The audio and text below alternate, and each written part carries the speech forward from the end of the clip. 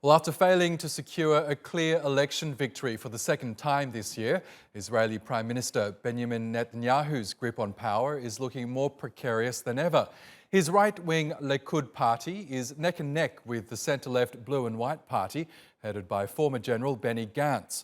That means more political wrangling and uncertainty for Israel's economy, which is suffering from a slowdown and the biggest budget deficit in 5 years. Well, for more, let's go to Sami Nader in Beirut. He's the director of the Levant Institute for Strategic Affairs, which focuses on the economics and geopolitics of the region.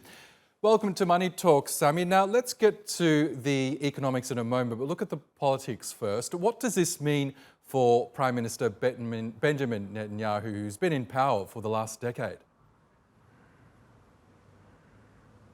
It's definitely a blow for the Prime Minister Netanyahu, because he was building hope on these elections after having failed in forming a government since the last election in April.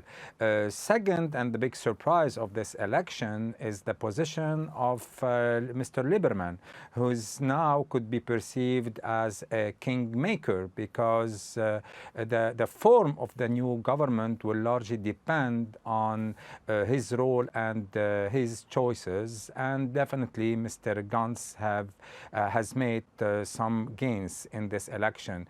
But all in all, one would say that Mr. Netanyahu suffered a serious blow, and especially that this election was really about his political survival, especially that he's facing indictment on accusation of bribery and breach of trust. Yes, I want to come to those corruption allegations in a moment, but let's talk more about Benny Gantz. Why have voters flocked to him, the centre-left leader, this time round? Because, and this is a very good question, because I think of his background as a general, because he promised that he will be dealing with the security problem in Gaza after a lot of critics addressed to Mr. Netanyahu that he was not eager to use force to deal with the problems in Gaza with the Palestinian. And the third element, and maybe it's the important one, is after 10 years of Mr. Netanyahu reign, if one could use this term, there is a kind of the people are rejecting his, or starting to reject his style of government, and the accusations and the indictment he's facing were not playing in his favor, and were definitely a major factor for his bad results during this election. We know Israel's economy is slowing down, its budget deficit is ballooning. What economic issues did voters focus on at this election?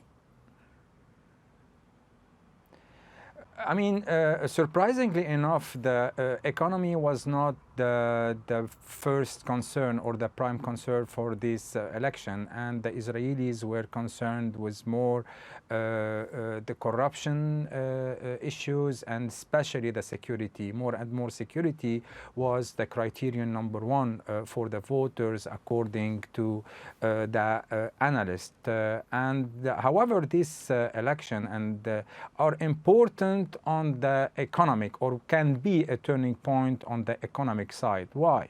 Because Mr. Netanyahu was in a way the architect of Israel economic transformation that started since the late 90s, and definitely he managed to open up Israel to the free market economy.